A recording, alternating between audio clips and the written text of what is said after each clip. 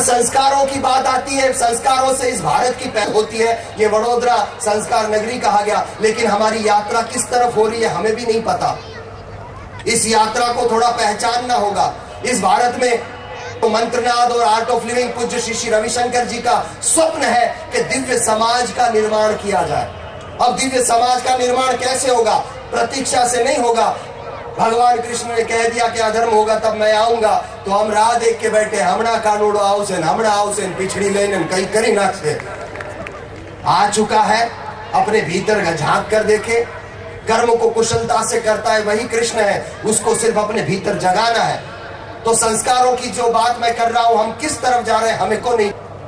इस भारत में दिव्य समाज का जन्म हो, इसलिए हमारे ऋषि मुनियों ने कई परंपराओं को जन्म दिया। ऋषि का अर्थ क्या है ध्यान से सुनना, शायद कहीं आपको समझ भी नहीं आया होगा, सुना भी नहीं होगा। ऋषि का अर्थ क्या होता है? ऋषि का अर्थ यह है रहस्य को जो उद्घाटित करता है, रहस्यों को जो खोलता है, रहस्यों को जो दर्शन देता है, उसे ऋषि कहा गया। इस सृष्टि के रहस्यों को जो खोलकर आपके सामने रखता है रिसर्च करके कि मनुष्य के सुखी रहने के लिए, आनंद में रहने के लिए क्या क्या हो सकता है, और उन बातों को, रहस्यों को खोलकर उनको पता था कि ये भारत के लोग या विश्व के लोग आने वाले जमाने में बहुत ज्यादा बुद्धि वाली होने वाले हैं, इनको बहुत ज्यादा बुद्धि होगी।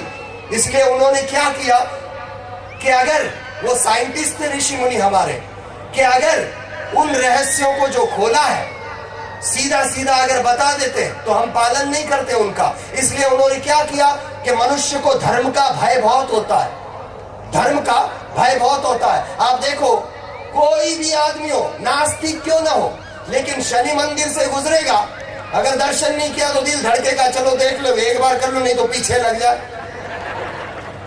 धर्म का भय होता है और लोभ भी होता है कि अगर तेल चढ़ा दूं शनि भगवान को तो पता नहीं कहां से लक्ष्मी आ जी मर्सिडीज में ले बेटा 10 करोड़।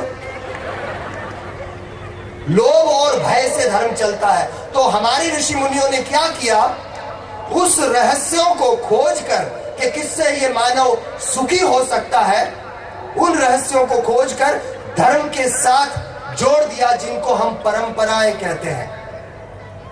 अब ये परंपराएं मानव मात्र को सुखी करने के लिए है।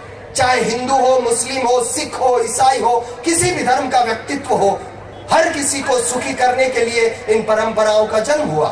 जैसे छोटी सी बात, अतिथि देवो भव, यह भारत का एक संस्कार है, ऋषि मुनियों के द्वारा, पूर्वजों के द्वारा हमारे अंदर डाला गया है।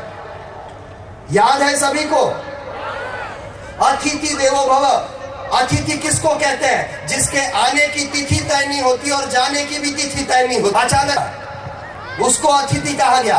तो उसमें भगवान को देखो, इस परंपरा का जन्म क्यों डाला गया? क्योंकि कोई भी जाना अनजाना मेहमान आपके यहाँ आता है, अगर आप उसमें देवता को देखते हो तो उसका सम्मान करोगे, उसको अच्छा भाव दोगे, उसके आशीर्वाद मिलेंगे। इस परंपरा के जन्म से एक दूसरे के अंदर भावनाओं का आदान प्रदान होगा और एक दिव्य समाज बनाने के लिए एक अच्छा सरल उपाय इस दिव्य समाज का रखा गया। दिव्य समाज बने, क्योंकि अतिथि भगवान है, एक अच्छा समाज बने। अब ये संस्कार इस भारत में डाला गया और आप देखो हम कहां जा रहे हैं और कहां यात्रा हो रही है। हम कहते हैं भारत विकसित हो रहा है, लेकिन आप संस्कारों को देखने जाओ तो कहां जा रहे हैं, ध्यान से सुनना। जिस भारत में अतिथि देवो भव की परंपराएं डाली गई, इसलिए हमारे मुख्य दरवाजों पर, पुराने समय में मुख्य दरवाजों पर शुभ लाभ लिखा जाता था। एक तरफ शुभ लिखते थे, एक तरफ लाभ लिखते थे, ताकि अतिथि आए तो शुभ भी है और उससे कुछ लाभ भी मिलेगा। फिर धीरे धीरे समय जाता गया, थोड़ा बदलाव आया, शुभ लाभ निकलकर सुस्वागतम लिखने लग गए हम लोग। फिर थोड़ा और बदलाव आया, अब लिखते हैं कुत्ते से सावधान।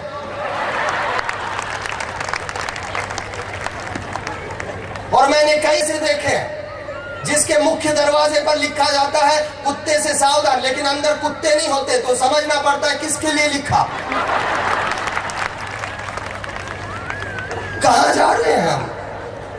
कौन से संस्कारों की तरफ जा रहे हैं हम? इंटरनेट भी आ गए, इंटरनली कितने दूर चले गए। अरे टेक्नोलॉजी का इतना विकास हुआ कि 24 घंटे में हम अमेरिका पहुंच जाते हैं, लेकिन 80 साल में पड़ोस तक नहीं पहुंच पाते। ये विकास है? कौन से संस्कार हम बांट रहे हैं? थोड़ा सोचना।